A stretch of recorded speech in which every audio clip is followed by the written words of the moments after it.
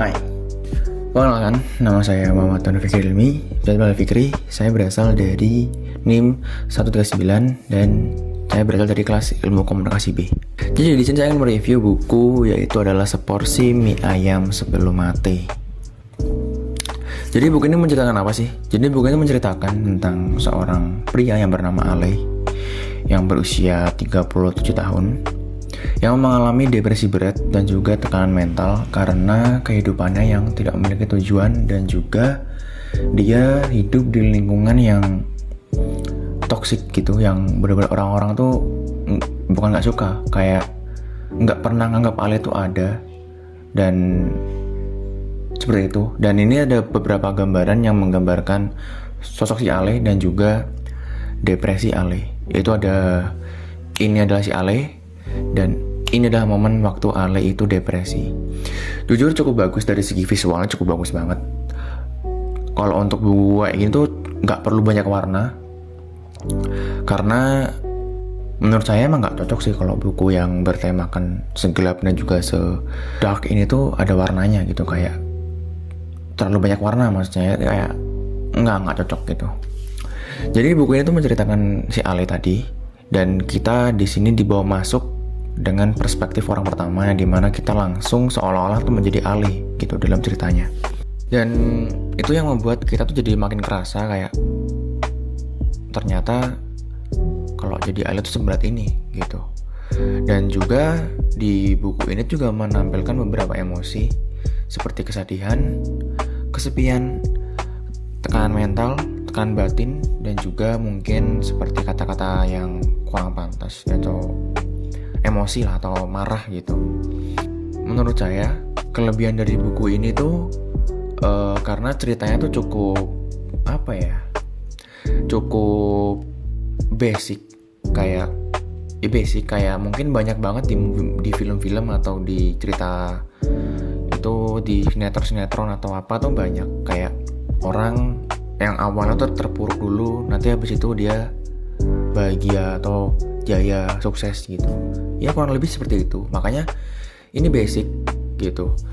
Dan buku ini juga banyak banget sih yang membuat saya tuh merubah pandangan saya terhadap seseorang, entah siapapun itu. Yang dimana buku ini mengajarkan bahwa kita itu harus bisa menghargai orang, siapapun itu, dimanapun itu. Kita harus bisa menghargai orang.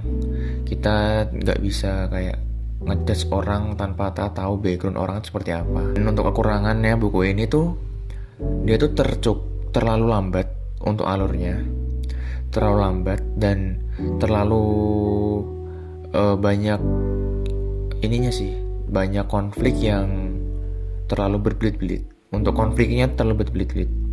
Dan untuk segilanya sih cukup oke. Mungkin cukup itu aja untuk kekurangannya. Dan untuk gaya bahasanya tuh dia termasuk yang nggak terlalu ribet, nggak terlalu puitis, nggak kayak buku-buku lain yang terlalu puitis, yang terlalu menggunakan bahasa-bahasanya dimana kita sendiri pun susah gitu untuk menyebutkannya. Cuma di buku ini tuh enggak, dia menggunakan bahasa sehari-hari yang dimana ya udah kayak kita ngomong aja, kayak mungkin pakai kata gue, lo, atau aku, kamu gitu. Jadi itu juga kelebihan sih, kayak dia nggak menggunakan bahasa yang terlalu puitis dan gampang dipahami gitu. Dan buku ini juga menurut saya mengajarkan kayak itu tadi, menghargai seorang itu penting. Sebelum kita mengetahui backgroundnya atau apa, kita nggak boleh ngejudge orang seperti itu. Dan menurut saya ini buku cukup basic, jadi saya nggak bisa membahas banyak soal buku-bukunya, dikarenakan buku ini tuh cukup simpel juga dari segi cerita. Makanya kita nggak bisa, atau saya tuh nggak bisa membahas secara rinci, karena memang dari segi alur dan juga hal yang lain tuh cukup sederhana dari buku ini. Kalau dibilang cocok nggak untuk pemula, ini cocok banget. Karena buat pemula atau orang awam seperti saya yang baru mau mulai membaca buku novel, menurut saya ini buku rekomen. Karena dia itu ringan untuk dibaca. Ringan dalam artian bukan dari segi cerita. Ringan di sini tuh ringan yang dimana mudah dipahami dan dapat dinikmati secara simple gitu, secara tenang atau secara mudah gitu, dinikmati secara mudah. Enggak yang sulit dimengerti yang menggunakan bahasa-bahasa puitis yang seperti buku-buku novel lainnya gitu. Jadi mungkin cukup sekian review dari saya. Mungkin bila ada salah kata, kurang lebih saya mohon maaf. Dikarenakan di sini di bulan puasa yang dimana saya tag ini tuh siang-siang yang mungkin udah cukup lemas. Jadi ya mohon dimaklumi bila ada kesalahan kata. Saya mungkin akhiri di sini. Saya undur diri. Assalamualaikum warahmatullahi wabarakatuh.